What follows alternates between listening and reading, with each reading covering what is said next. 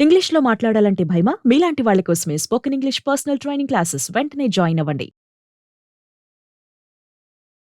నమస్కారం. నేను మీ సంగీత. కర్ణాటకలోని తుమ్మకూరులో అసలు భయంకరమైన సంఘటన చోటు చేసుకుంది. అసలు ఆ విషయాన్ని వింటే ప్రతి ఒక్కరికి కూడా గుండె అద్దిరిపోద్ది. అంతేకాకుండా విషయము విన్న వాళ్ళు ఎవరైనా సరే ఇట్లా గూస్ బంప్స్ వచ్చి భయపడిపోతారు. అంత దారుణమైన సంఘటన చోటు చేసుకుంది. అంటే ఇది తమిళనాడుకు నార్త్ సైడ్ లో 100 కిలోమీటర్స్ దూరంలో ఉన్న చింపగని హోలీ అనే ఒక గ్రామంలో ఆగస్టు 7వ తేదీన ఒక వీధి కుక్క నోట్లో ఒక మాంసంది కనిపించింది. ఒక వ్యక్తి బైక్ పై వెళ్తున్నప్పుడు అతనికి ఎదురుపడింది కుక్క. తన నోట్లో ఆ కుక్క నోట్లో ఏం కనిపించింది? మనిషి చెయ్యి లాంటిది ఒకటి కనిపించింది. ఇది నిజంగా మనిషి చెయ్యా లేదంటే బొమ్మ ఏమైనా పట్టుకొని వస్తుందా అని చెప్పేసి అతను బైక్ ఆపి ఆ కుక్కను చూస్తే అది నిజంగానే మనిషి చెయ్యి. ఇమీడియట్ గా కుక్కను ఇట్లా హదిలిచ్చాడు. అంటే వెంటనే హై అని చెప్పేసి అనగానే ఆ కుక్క వెంటనే ఆ నోట్లో ఉన్న మాంసంని పడేసింది. పడేయగానే దాన్ని ఫోటోలు తీసేసి ఇమీడియట్ గా లోకల్ పోలీస్ వాళ్ళకి కాల్ చేయడం జరిగింది. జరిగిన వెంటనే వాళ్ళు హుటాహుటిని అక్కడ చేరుకున్నారు. అంటే మనిషి చెయ్యేంటి, అలా కుక్క పట్టుకొని రావడం ఏంటి అని చెప్పేసి అన్న తర్వాత వ్యక్తి చెప్పిన ప్లేస్ కి వచ్చారు. ఇమీడియట్ గా రాగానే అక్కడ సిచ్యువేషన్ అంతా అర్థమైపోయింది. మరి చెయ్యి దొరికింది, ఇంకా దగ్గరలో ఏమన్నా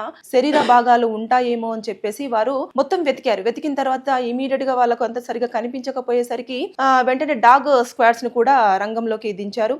పోలీసులందరూ కూడా మొత్తం వెతకడం జరిగింది. జరిగిన తర్వాత కొన్ని ఎలా దొరుకుతున్నాయి అంటే బాడీ పార్ట్స్ అన్ని కూడా ఒక దగ్గర చెయ్యి, ఒక దగ్గర కాలు, ఒక దగ్గర లోపల మన శరీరంలో ఉన్న ఆ పార్ట్స్ అన్ని పేగులు ఒక చోట, కళ్ళు ఒక చోట, ఇలాంటివి అంటే ఎంత దారుణంగా అవి కూడా ఒక పార్ట్ కూడా 3 కిలోమీటర్ల దూరంలో అంటే దూరంగా అంటే ఒకే చోట పడేయకుండా సపరేట్ గా డిఫరెంట్ చోట్లలో పడేయడం జరిగింది. అంటే అసలు ఏం జరిగిందో పోలీసులు కూడా అసలు షాక్ అయిపోయారు. షాక్ అయిపోయిన తర్వాత మొత్తము అన్ని బ్లాక్ కలర్ పాలిథిన్ కవర్స్ ఉంటాయి కదా, దాంట్లో కట్టి అక్కడ పడేశారు. పడేసిన తర్వాత చెయ్యి దొరికింది, కాళ్ళు దొరికాయి. తర్వాత నెక్స్ట్ ఇంకా తల కోసము వెతికే ప్రయత్నం చేశారు. చేసిన తర్వాత వాడు చనిపోయిన పర్సన్ మరి లేడీయా జెంటా మనకు తెలియదు కానీ ఆ పర్సన్ చాలా తెలివిగా ఏం చేశారు అంటే ఒకటే పోలీస్ స్టేషన్ పరిధిలో వచ్చే విధంగా బాడీ పార్ట్స్ ను పడేయలేదు.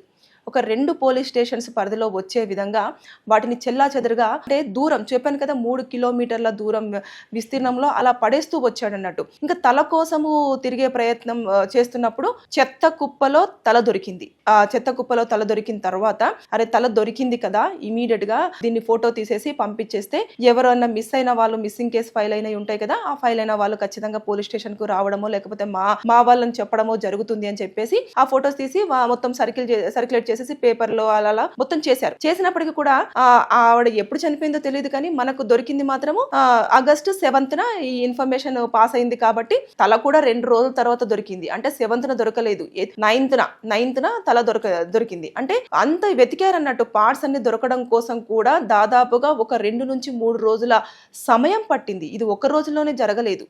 3 రోజుల తర్వాత చూసేసరికి ఆ ఫేస్ కొంచెము ఫెల్ అయిపోయి తర్వాత నెక్స్ట్ అంతా చనిపోయి ఎక్కువ రోజులు అవుతుంది కాబట్టి కుళ్ళిపోయినట్టు అలా ఉంది. అది గుర్తుపట్టడం కూడా కొంచెం కష్టంగా మారింది. మారిన తర్వాత ఇలా వెతుకుతూ ఉంటే ఎక్కడైతే అంటే ఇవి మొత్తం కూడా బాడీ పార్ట్స్ అన్ని మొత్తం నేను చెప్పాను కదా 2 పోలీస్ స్టేషన్స్ పరిధిలో అని. ఆ పోలీస్ స్టేషన్స్ కొరతగిరి, కోరాల, ఈ 2 పోలీస్ స్టేషన్స్ పరిధిలో ఇది కేసు నమోదైనట్టుగా చూపించాలి. ఎందుకంటే సగం పార్ట్స్ అక్కడ ఉన్నాయి, సగం పార్ట్స్ ఇక్కడ ఉన్నాయి. అయితే ఇక చేసేదేమి లేక పోలీసులు తలలు పట్టుకుంటున్నారు. దాంతో పాటు ఇంకా ఇప్పటికి కూడా ఇది ఐడెంటిఫై అవ్వట్లేదు ఎవరు అని చెప్పేసానంటే ఏదైతే బెల్లవి విలేజ్ అనే చెప్పి ఒక పోలీస్ స్టేషన్లో ఒక భర్త తన భార్య కనిపించడం లేదు, ఆగస్టు 3వ తేదీన తన కూతుర్ని చూడడం కోసం అని చెప్పేసి కూతురు ఉంటున్న ఊరికి వెళ్ళడం జరిగింది.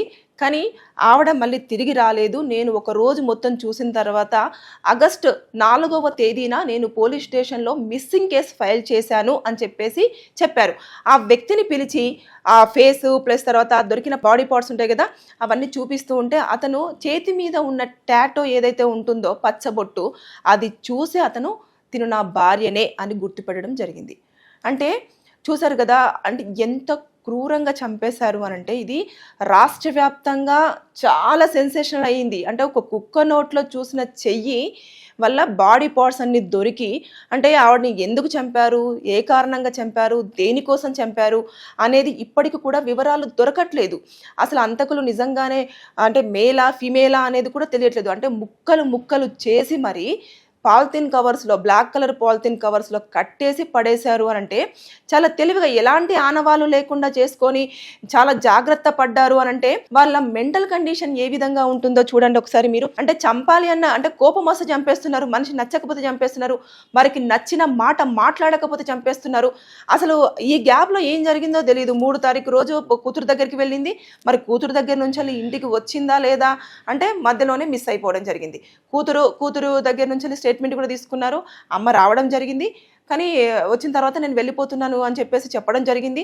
ఇవన్నీ జరుగుతున్నాయి కానీ ఎక్కడ కూడా సోర్స్ దొరకట్లేదు. సీసీ కెమెరాలు కూడా చూసినా కూడా ఎక్కడ ఆ పర్సన్ తీసుకొచ్చినట్టు అంటే చిన్న చిన్న బ్యాగులు కదా, అవి గుర్తుపట్టలేకుండా ఉన్నాయి. అంటే అవన్నీ కూడా 2 పోలీస్ స్టేషన్స్ పరిధిలో కాబట్టి ఇది 2 పోలీస్ స్టేషన్ పరిధికి సంబంధించిన వారు పోలీసులు కూడా రంగంలోకి దిగేసి మొత్తం ఎంక్వైరీ చేస్తున్నారు. అంటే మొత్తం ఆ మనిషి అయితే ఎవరు ఏంటి అనేది ఒక మేల్ 42 ఇయర్స్ ఆవిడకి అని చెప్పేసి గుర్తించడం జరిగింది. కానీ ఆవిడకి సంబంధించి ఎందుకు చంపారు అన్నది మాత్రం ఇప్పటి వరకు ఆ రీజన్ తెలియలేకపోతుంది. అంటే చంపిన వ్యక్తి కూడా వాళ్ళ కుటుంబానికి సంబంధించిన వాళ్ళ, లేదంటే బయటి వాళ్ళ, ఇదివరకు ఏమైనా ఘర్షణలు జరిగినప్పుడు వారు ఏమన్నా మనసులో పెట్టుకొని చంపారా, ఇవన్నింటి ప్రకారంగా కూడా జనాలందరూ కూడా చూస్తూ ఉన్నారు. అంటే ఎట్లా చనిపోయింది, ఎందుకు చంపింది, ఇంత దారుణంగా అంటే కడుపులో ఉన్న పేగుల్ని కూడా తీసి పడేసే అంత, బ్యాగులో కట్టి పడేసే అంత దుర్మార్గంగా చంపేశారు. అంటే ఎంత కక్ష ఉండాలి, ఎంత కోపం ఉండాలి మనిషి మీద, ఎంత కోపం ఉంటే చంపుంటారు.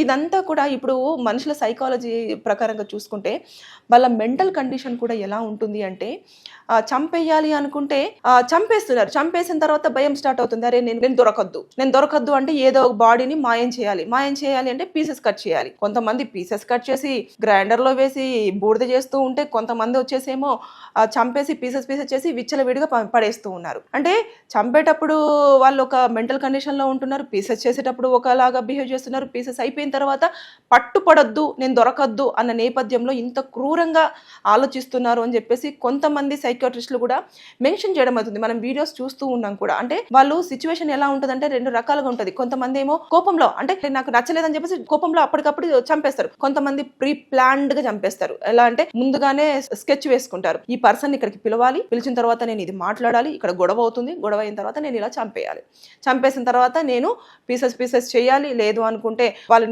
మొత్తానికి బూడిద చేసేయాలి. ఇలాంటివన్నీ కూడా మెంటల్ గా థింక్ చేయడం జరుగుతుంది. కానీ ఇది చూసుకుంటే మాత్రము ఈ కర్ణాటకలో జరిగిన ఇన్సిడెంట్ మాత్రము అసలు చాలా దారుణమైన సంఘటన.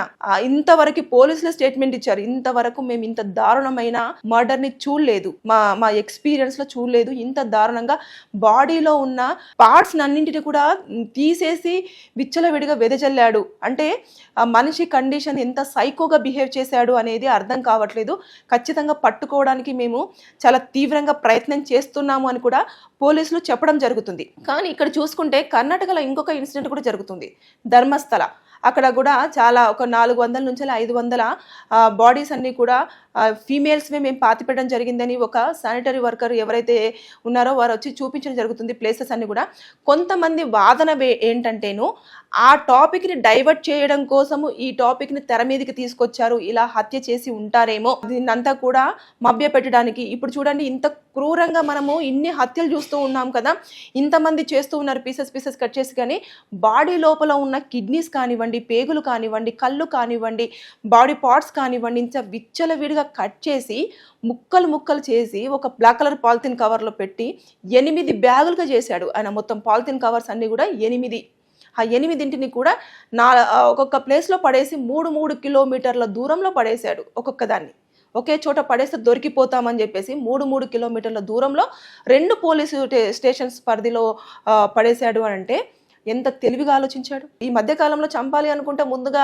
సెర్చ్ చేస్తున్నది కూడా యూట్యూబ్స్లలోనే. ఇప్పుడు నేను బాడీని డిస్మాండిల్ ఎలా చేయాలి అంటే మొత్తం కనిపించకుండా నేను ఎలా చేయాలి అనేది కూడా చేస్తూ ఉన్నారు. నేను మొత్తాన్ని బాడీని మాయం చేయాలంటే ఏం చేయాలి, ఎలా చంపాలి, ఇవన్నీ కూడా వీడియోస్ చూసే కొంచెం వారికి ఉన్న మెంటల్ని ఇంకా మెంటల్గా చేసుకుంటున్నారంటే వీడియోసే ఎక్కువగా సహకరిస్తున్నాయని చెప్పేసి అనుకోవచ్చు. ఏదేమైనా సరే కానీ రెండు వాదనలు వినిపిస్తున్నాయి. ధర్మస్థలిలో ఒకవైపు బాడీస్ కోసము సెర్చ్ చేస్తూ ఉంటే, మరొక వైపు ఈ బాడీ ఎవరిది అనుకొని కనుక్కున్నారు. అదేవిధంగా ఇప్పుడు హంతకులు ఎవరు అనేది కనుక్కుంటున్నారు. అంటే కర్ణాటకలో ఈ విధంగా జరుగుతున్నవి అంటే ఎప్పటి నుంచో జరుగుతున్నవా, లేదు అనుకుంటే తెర మీదకి ఈ మధ్య కాలంలోనే వస్తున్నాయా అంటే, అక్కడ ఉన్న ప్రజలు మాత్రం కొంతమంది చెప్తున్న వాదన ఏంటంటే ఇవన్నీ కామన్గా ఇక్కడ జరుగుతూనే ఉంటాయి. ఇప్పుడు తెర మీదకి వచ్చింది కాబట్టి మీకు కొత్తగా కనిపిస్తుందేమో, కానీ మామూలుగా అయితే హత్యలు చేయడం కానివ్వండి, ఇలా క్రూరంగా బిహేవ్ చేస్తూ చంపేయడం కానివ్వండి, ఇదంతా కామన్గానే మేము వింటూ ఉంటాం, చూస్తూ ఉంటాము అని చెప్పేసి అక్కడి ప్రజలు కొంతమంది వారి వాదనను వినిపిస్తూ వస్తున్నారు. ఇందులో ఎంతవరకు నిజం ఉంది, ఎంతవరకు అబద్ధం ఉంది అనేది పోలీసులే కనుక్కోవాలి.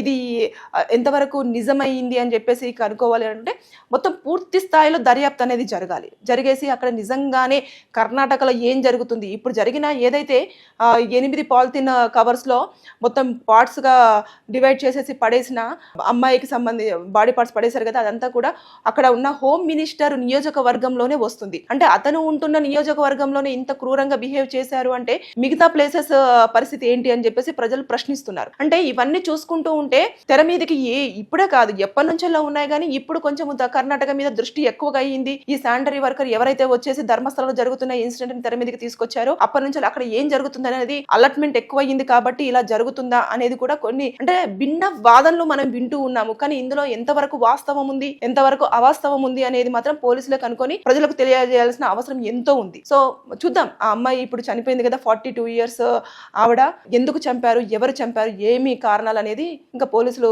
ఐడెంటిఫై చేసి చెప్పాల్సిందే. కేసు అయితే ఫైల్ అయింది, దర్యాప్తు అయితే జరుగుతుంది. చూద్దాం ఎప్పటి వరకు ఈ వివరాలన్నీ కూడా బయటకు వస్తాయి. Thank you.